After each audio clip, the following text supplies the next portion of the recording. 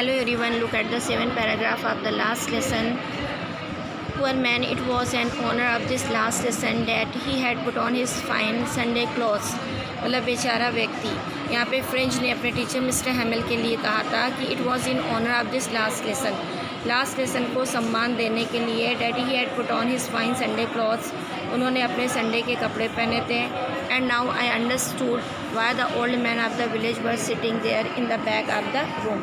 अब मुझे पूरी बात समझ में आ गई थी कि गांव के बड़े बूढ़े लोग मतलब सीट पे पीछे क्यों बैठे थे. It was because they were very sorry to that he had not gone to school more. अब उन्हें इस बात का बहुत दुख हो रहा था कि वो स्कूल क्यों नहीं जाते थे. It was their way of thanking our masters for his 40 years of faithful service and of showing their respect for the country that was there no more. It was their way of thanking our masters, एक तरह से वो अपने मतलब जो master को शुक्रिया अदा करने के लिए आए थे क्योंकि उसने 40 साल अपनी सेवा के इस अल्सेस स्कूल्स को दिए थे. एंड आप showing their respect for their country, अब उस देश को सम्मान देने के लिए भी यहाँ पे इकट्ठा हुए थे जो उनका अपना नहीं था. While I was thinking of all this, French कहता है कि जब मैं इन सारी चीज़ों के बारे में सोच रहा था, I had my name called, तभी मेरा नाम पुकारा गया. It was my turn to recite, मेरा नंबर था कि मैं पाठ को सुनाता. What would I not had given to be able to say that dreadful rule for the participle all through. फिर अपने मन में सोचता है कि क्या वो पार्टिसिपल के उस टफ रूल्स को अच्छे से सुना पाएगा, बहुत ही लाउड वॉइस में और बहुत ही क्लियर वॉइस में, एंड विदाउट वन मिस्टेक, एक भी गलती किए बिना. But I got mixed up on the first words and stood there, लेकिन पहले ही शब्द में मैं उलझ कर रह गया और वहाँ पर खड़ा रह गया. Holding on to my desk, my heart beating and not daring to look up. मैंने अपना डेस्क वहाँ पे पकड़ लिया, मेरा दिल तेज़ तेज़ धड़कने लगा और मैं ऊपर देखने की हिम्मत नहीं कर पा रहा था. एक तरह से फ्रेंच अपनी फीलिंग बताता है कि किस तरह से मतलब जो है पार्टिसिपल के लास्ट लेसन को पढ़ने के लिए उसने काफ़ी एक्साइटमेंट मतलब अपने अंदर क्रिएट किया और बहुत ही कॉन्फिडेंस के साथ पढ़ने के लिए खड़ा हुआ, लेकिन वो मतलब एक पहले ही शब्द में उलझ कर रह गया और सही से सुना ना पाया. Now look the 8th paragraph of the last lesson. I had mister हैमल से टू मी, मैंने सुना कि मिस्टर हैमल मुझसे कह रहे थे, आई वॉन्ट स्कोल्ड यू, अब मैं तुम्हें डांटूंगा नहीं. Little French you must feel bad enough, नन्हे फ्रेंच तुम्हें बहुत बुरा लगता होगा. See how it is every day we have said to our self, देखो रोज़ हम अपने आप से क्या कहते थे, वाह I have plenty of time, हम अपने आप से कहते थे अरे वाह हमारे पास तो बहुत वक्त है फ्रेंच लैंग्वेज सीखने का. I will learn it tomorrow, मैं इसे कल सीख लूँगा. And now you see where we have come out, अब तुम ही देख लो कि हम कहाँ निकले हैं. आहा that's the great trouble with अल्सेस, अल्सेस के लिए तो बहुत दुख की बात है. She puts of learning till tomorrow, मतलब अल्सेस के लोग हमेशा कहते थे कल हम सीख लेंगे. Now those fellows out there will have the right to say to you, अब वो बाहर से आए हुए लोगों को तुमसे ये कहने का अधिकार मिल जाएगा. How is it you pretended to be Frenchman, कि तुम कैसे अपने आप को फ्रेंच मैन कहलाने के योग्य हो. And yet you can neither speak nor right your own language, यहाँ तक कि ना तो आप अपनी भाषा बोल सकते हो ना तो लिख सकते हो. But you are not the worst poor little French, लेकिन पुअर लिटिल फ्रेंच तुम सबसे बुरे नहीं हो. We have all a great deal to reproach our self with, और इस सब के लिए अब हमारे पास धिक्कारने के लिए के अलावा कोई और चीज़ बची भी नहीं है. तो एक तरह से मिस्टर फ्रेंच लोगों से कहते हैं कि लोगों के पास बहुत वक्त था लेकिन उन्होंने अपनी फ्रेंच लैंग्वेज में इंटरेस्ट नहीं लिया, और आज देखो वो टाइम हमसे क्या हो गया, छिन गया. अब पछताने से कोई फ़ायदा नहीं है. Look at the 9th paragraph. Your parents were not anxious enough to have you learn. फिर यहाँ पे मिस्टर हैमल कहते हैं कि उसके लिए खाली बच्चे ही रिस्पॉन्सिबल नहीं है बल्कि उनके पेरेंट्स भी रिस्पॉन्सिबल हैं, क्योंकि वो अपने बच्चों को सिखाने में इंटरेस्ट नहीं लेते थे. They prefer to put you to work on a form or at the milk so as to have a little more money, मतलब वो जो है प्रीफेयर्ड माने लाइक करते थे, फार्म हाउस में मतलब भेजना या मतलब और एट द मिल्क या किसी मिल में भेजना, so as to have a little more money, ताकि वो पैसे पा सकें। मतलब कहने का सेंस इसके लिए बच्चों के पेरेंट्स भी रिस्पॉन्सिबल थे। वो अपने बच्चों को विद्यालय नहीं भेजते थे, बल्कि उसकी जगह फार्म हाउस में या किसी मिल में काम करने के लिए भेजते थे, ताकि उनके अर्निंग ऑफ सोर्सेज बढ़ जाएँ। And I have been to blames also. Mister Hamel कहते हैं, अरे मैं तो अपने आप को भी ब्लेम दूंगा। Have I not often send you to water my flowers instead of learning your lessons. मतलब मिस्टर हैमिल कहते हैं कि क्या मैंने तुम्हें मतलब जो है पाठ सिखाने की बजाय या सीखने की बजाय अपने मतलब जो है गार्डन में फ्लावर को पानी भेजने के लिए नहीं भेजा। And when I wanted to go fishing did I not just give you holiday. और जब मैं कभी फ़िशिंग के लिए जाना चाहता था तो मैं तुम्हें छुट्टियां दे देता था। यहाँ पे मिस्टर हैमिल ऑनेस्टली कहते हैं कि बच्चे नहीं पढ़ पाएँ या ना सीख पाएँ, उसके लिए ज़िम्मेदार काफ़ी हद तक पेरेंट्स के अलावा वो भी हैं, क्योंकि अक्सर करके वो बच्चों से एक्स्ट्रा वर्क लेते थे। अपने फ्लावर्स मतलब अपने गार्डन के फ्लावर्स में पानी डालने के लिए उनको भेजते थे, या जब कभी उन्हें फ़न या इंजॉय करना होता था, फ़न और इंजॉय करने के लिए वो जो है बच्चों को छुट्टियाँ दे देते थे। Now look at the 10th paragraph. Then from one thing to another, इस तरह से एक के बाद दूसरी चीज़ें होती जाती थी। Mister Hamel went on to talk of the French language. Mister Hamel French भाषा में बात करते चले गए, saying that it was the most beautiful language in the world. और उन्होंने कहा कि दुनिया की सबसे सुंदर भाषा है। The clearest, the most logical, that we must guard it among us and never forget it. उन्होंने लोगों को सजेस्ट किया कि उनकी ये भाषा दुनिया की सबसे सुंदर भाषा है, बहुत ही स्पष्ट है, बहुत ही तार्किक है, और हमें इसकी हिफाजत करनी चाहिए और कभी नहीं भूलना चाहिए। Because when our people are enslaved, as long as they hold fast to their language, it is as if they had to the key to their prison. क्योंकि अगर लोग गुलाम बनते हैं, अगर अपनी भाषा को मजबूती से पकड़े रहते हैं, तो ये भाषा उनके लिए कैद खाने की चाबी है। Then he opened a grammar and read us our lessons. तब उन्होंने ग्रामर की बुक खोली और हमें हमारा पाठ सिखाया। I was amazed to see how well I understood it.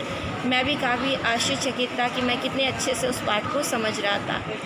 All he said seemed so easy, so easy. मतलब उन्होंने जो कुछ भी सिखाया वो हमें बहुत ही आसान लग रहा था। I think too that I had never listened so carefully.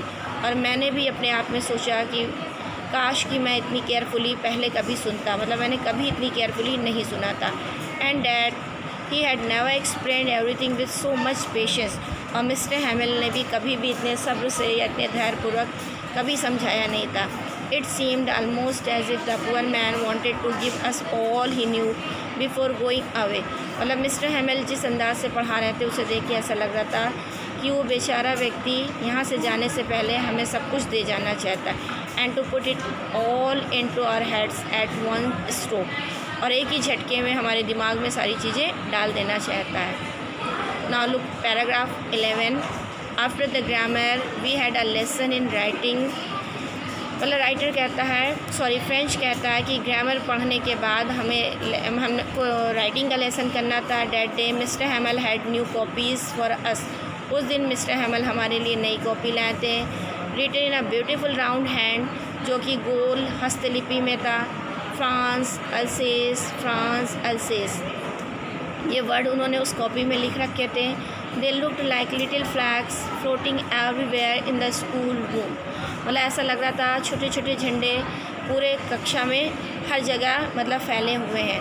Hung from the rod at the top of our desk, और हमारे डेस्क की टॉप पर मतलब जो है किसी रॉड की सहायता से लटकाए गए हैं। You ought to have seen how everyone set to walk.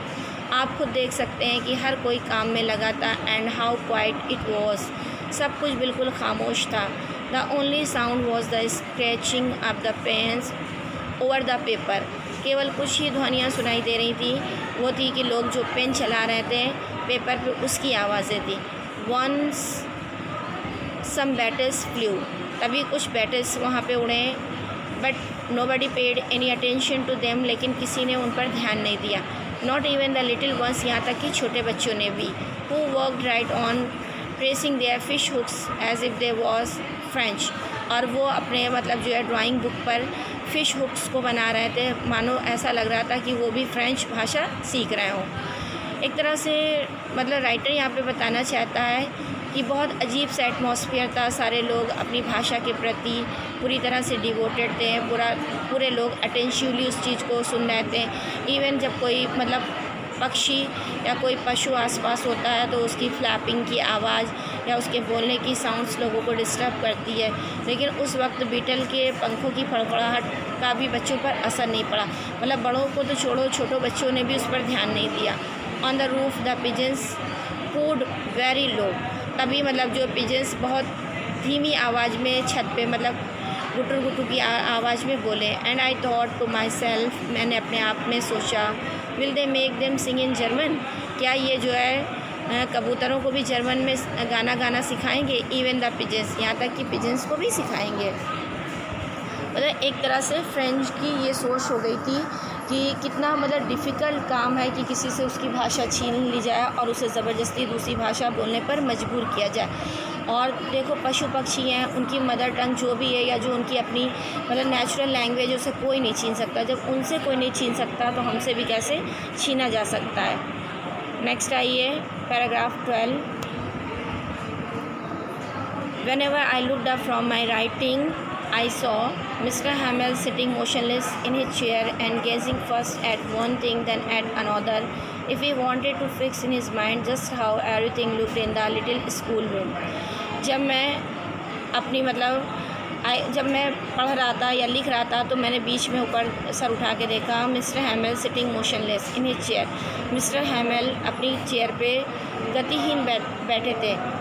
And gazing first at one thing than at another, पहले उन्होंने एक चीज़ को देखा, फिर थोड़ी देर बाद दूसरी चीज़ को देखा। As he wanted to fix in his mind just how everything looked in the little school room.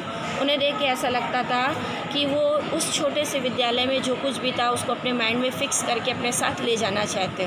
Fancy, कल्पना करो, for 40 years he had been there in the same place.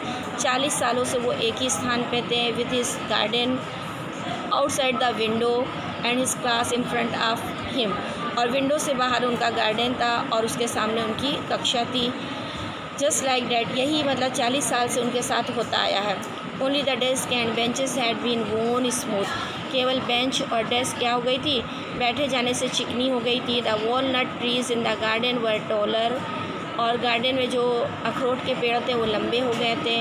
And the hop wine that he had planted himself twined about the Windows to the roof. और hop wine जिसे mister Hamel ने खुद लगाया था वो जो है उलझ करके विंडो से होते हुए छत पे पहुंच गई थी। How it must have broken his heart to leave it all, poor man. बूढ़े आदमी का ये सब छोड़ते हुए दिल टूट जाएगा। To hear his sister moving about in the rooms above, वो ऊपर कमरे में अपनी बहन को चलते फिरते सुन सकता था। पैकिंग देयर ट्रंक्स, क्योंकि वो ऊपर कमरे में अपने बॉक्स पैक कर रही थी। For they must leave the country next day, क्योंकि अगले दिन उनको देश छोड़ना था।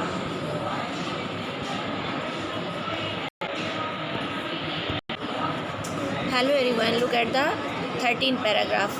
But he had the courage to hear every lesson to the very last. लेकिन उसने हिम्मत कर ली थी कि मतलब लास्ट लेसन को बहुत हिम्मत से पढ़ाएगा।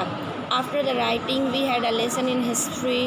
राइटिंग के बाद हमको हिस्ट्री का पार्ट पढ़ना था। And then the babies chanted their ba ba बा बी बी बो बो।